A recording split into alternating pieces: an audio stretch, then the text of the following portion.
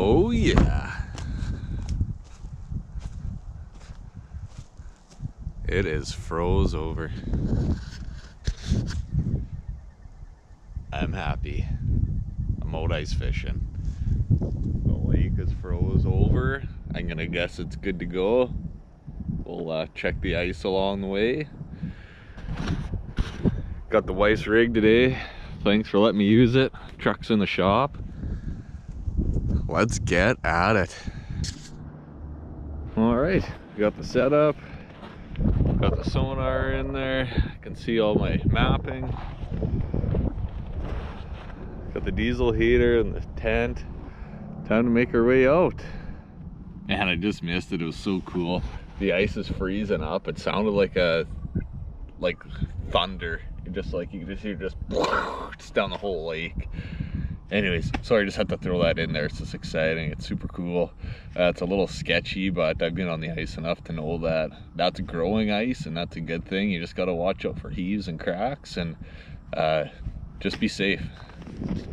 I'm at my first fork in the road, so this is all thin through here. Looks like it thickens up out there, so I might have to go all the way around and back in, because right in here is where I want to be. So the river comes in here. There's still open water over there. There usually is all winter. But anyways, I gotta get across here and I gotta do it safe. And I know this is all thin right here. It's not deep or anything. It's super shallow. So I'm not worried like about drowning here. But I don't want to get wet either. So probably gonna have to do the loop around with the auger. I'll probably just leave this here and I'll come back for it. And yeah, because I want to get right on the other side. This thing's always the problem every year, so, and I want it to be real thick because it's supposed to warm up today and I don't want to be stuck out there. Well, I kind of do, but I can't be. Okay, so I walked around, drilled a hole, went all the way around. Where the auger is roughly where I want to be. So we're safe. We got 4+ inches. I'm happy with that. You just got to be careful around these. Like if there's water flowing underneath the ice, like you can quickly go from 4 inches to like 1/2 inch. Also too, like in the middle of the lake where you can have like 2 water pressure systems pushing against each other, and they can create pressure, which changes the freezing point of water, and then you can have weak spots out there too. So you kind of see those sometimes around heaves, and that's why you get heaves there a lot, is because there's upward pressure points. So that's what you want to be careful about when you're on the ice. So anyways, we're gonna walk around, get set up, do some looking around, and probably start fishing. So I'm gonna show you something cool on this auto chart. So what I'm doing right now is I drove through all here in the fall. I'm just playing with my vegetation. So if I turn it down to like 0, obviously there's vegetation all along the bottom when I was charting, but as I pump it up, I start to see it open up, and you can start to see where the thick stuff is. So it's kind of all highlighted there. So kind of what I'm gonna do is I'm gonna get right in this point, right in there, and that's usually a good spot for fish anyways. So I'm gonna kind of work my way along this ridge line here. It goes from deep and it pops up to shallow here, so that's what we're doing. So another cool thing about auto charts is what I've also done is went to the hardness overlay, and I'm just kind of changing with the highlight and stuff on it. And I can see too, I got like hardness changes along, same with like those weed patterns. So there's probably why there's no weeds there. There's a little harder bottom, which are great spots in those transitions, and it's probably because the river comes out through here, and it's probably pushed like some sand and rock and stuff up here, and then there's probably like some, you know, softer dirt and stuff with weeds and stuff in it. So anyways, I got like a couple things working for me. I got a nice deep to shallow transition, I got weeds, I got bottom hardness changes. So that's where we're setting up. All right, did a bunch of drilling around, found exactly where I want to be, is right here. So I'm going to set the tent up. I'm not even going to mark for fish. I fished this place so many times that I'd be blown away if there wasn't anything here. Plus I'm not going to walk 5 miles today to go find fish. So just gonna hunker down here. I'm just happy to be out. Obviously if I'm not seeing anything at all, I'll move, but I got high hopes for this spot, as I always do, and time to set up the tent.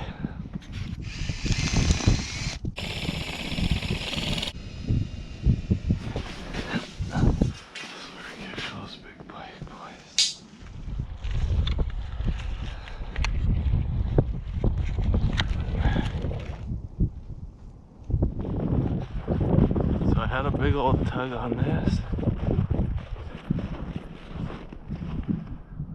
Feels like something could still be there.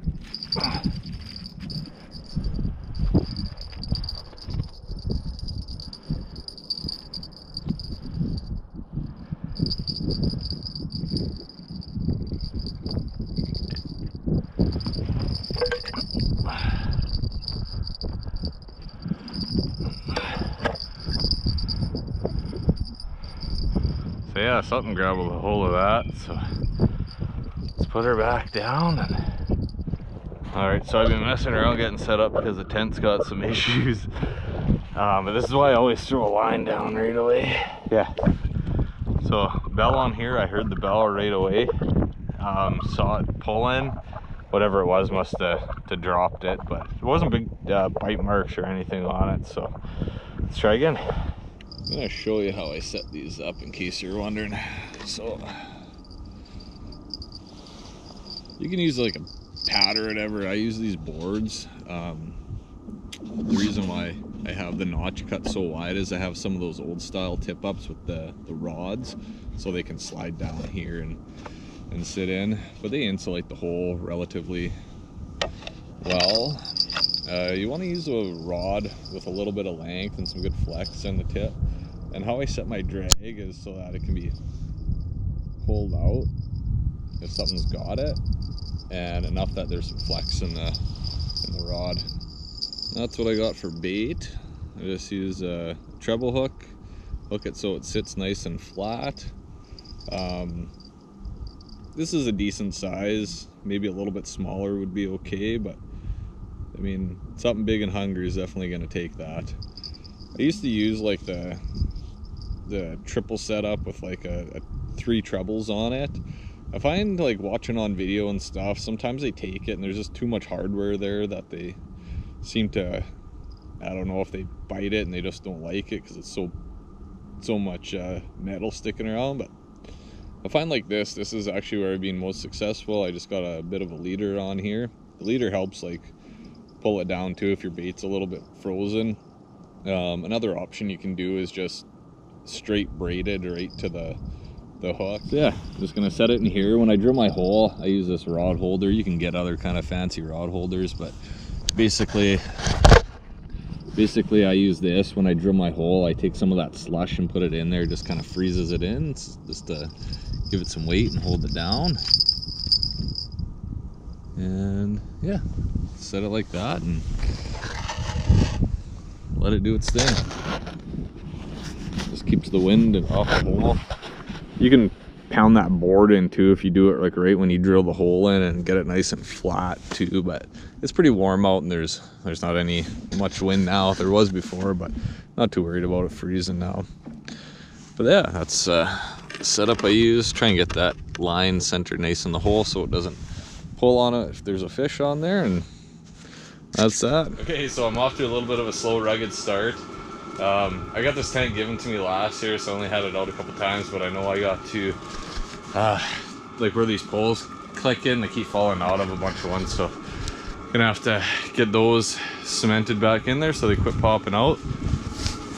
Where they go through the hole, yeah, I got this door wants to keep blowing back, or the side wants to keep blowing in, so I drilled some holes and I'm gonna freeze my sled into the ice here and should be able to pop it up after, I hope. But that's what's holding that open right now. Anyways, you can see my tip up. Still warm, so I'm gonna start fishing. Well, we're all set up. It's nice and warm in here. Finally figured out the tent.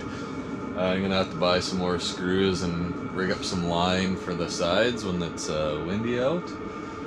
Kind of struggling here. I've been trying to find switch all my baits. I'm definitely marking fish, but they're just, you can see them coming up and then they're taking right off. So I had some good luck with this plastic last year. It's a little Crappie Max Bass Pro Shop, so I'm gonna get it down there. There's something coming in right now.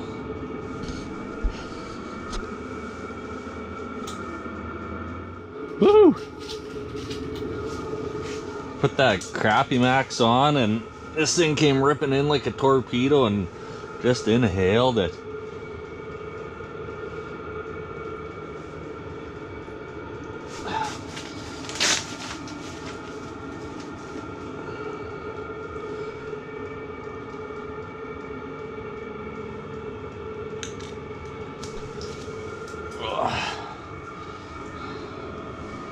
It's a nice little Walter. Put that thing back. That'd be good eating though, but I'm not taking any home today. What a view. Got this whole lake to myself right now.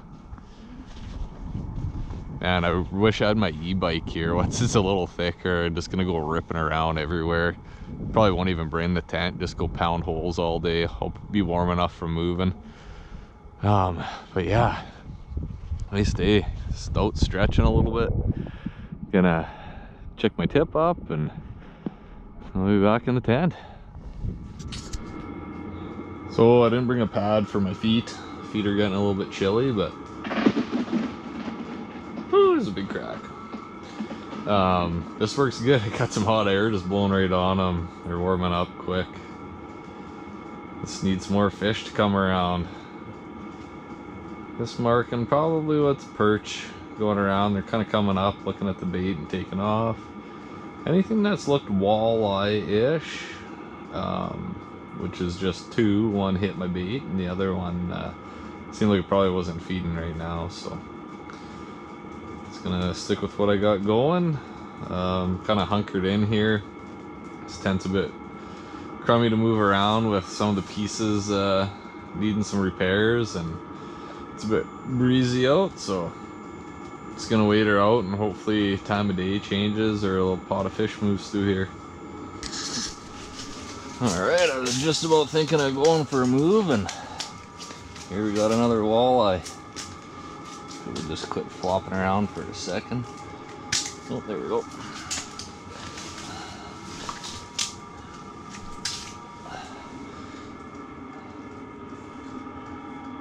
Nice little fish. That thing came in hot too.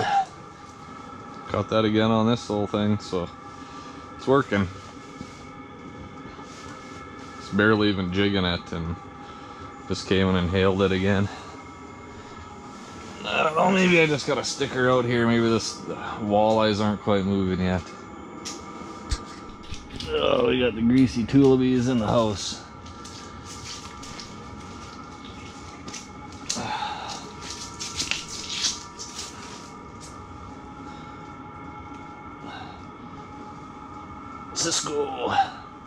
Cisco Disco. And they always turn up. Dumb things. Anyways, starting to see a bit more after that last walleye, so hunking down and I'm gonna keep in this spot for now. Got a nick there.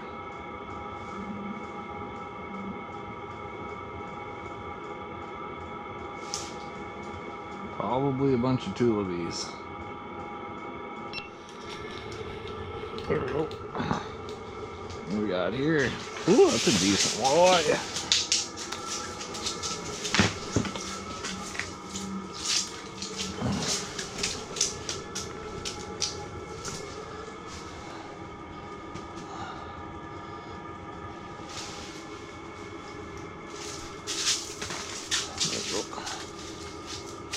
All full of snow. Yeah, alright, you go back. You good, buddy? There you go.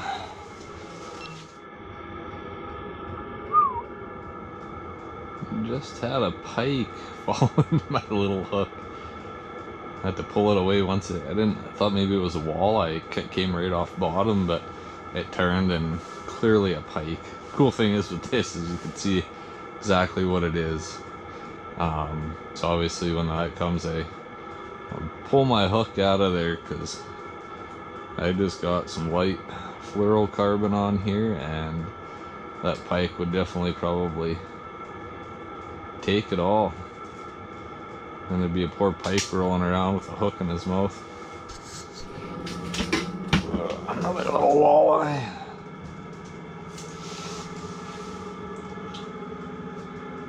It's barely hooked in the lip there.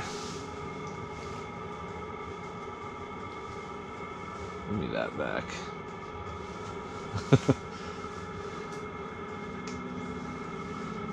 Come on, open up.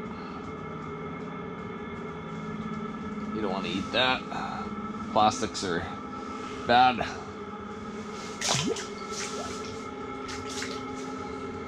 So yeah, that's what I'm using. The pink on pink with the white tail. I've tried a ton of different combos, and man, this is such a reliable little bait. It's plastic, so you don't need minnows or anything.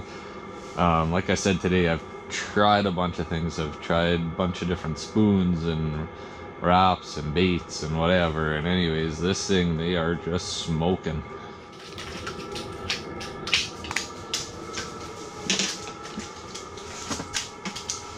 And this thing came in like a torpedo. Alright, well, if you're gonna give me your gill, then I'll take your gills. You open up though, so I can get this hook out of you. Ooh, it's in there good.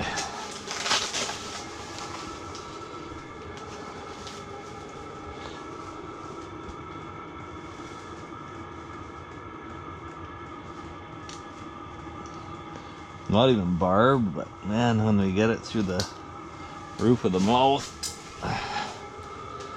usually take it in good. Get some sun on there. Nice fish. What I use is, it's called the McGill forceps.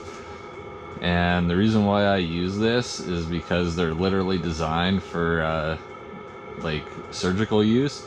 I love the curve on it. Like, you can just get right down there. They're nice and comfy to use. You can get good angles on everything. So you can just pick it up on Amazon. They're only a few bucks, but love them way better than pair pliers. You got a bunch of Cisco ripping around. You can tell by the way they Cisco. They just dart around. They come with your hooks, and they just little nibbles. They move quick.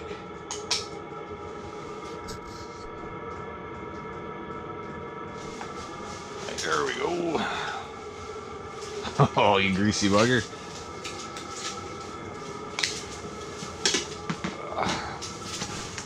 Let's try to do this without touching you here. No. Alright.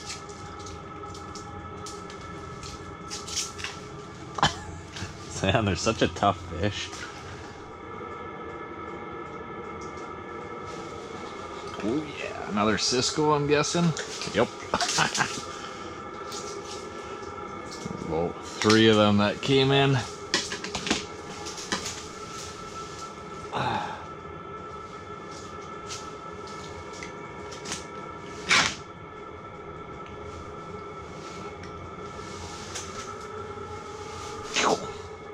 Belly up, come on. Come on. There we go. Walleye? Oh yeah.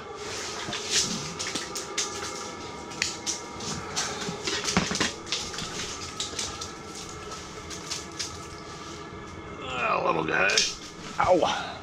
Maybe about 12. So one of my favorite things about Mega Live is you get a good view of like the little weed and chunk in the bottom. And when there's a fish rolling right on bottom, you often don't see them in like a flasher or anything, but you can just see that little line coming right across before they come up. So it's pretty cool for seeing fish that way.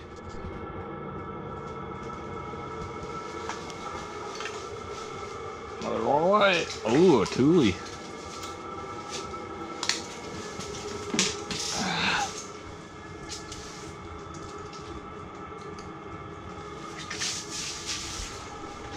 Bye-bye.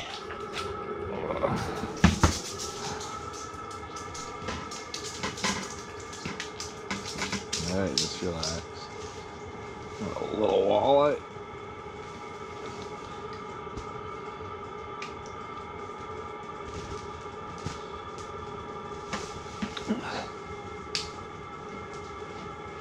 These hook sets have been so consistent right through the nose.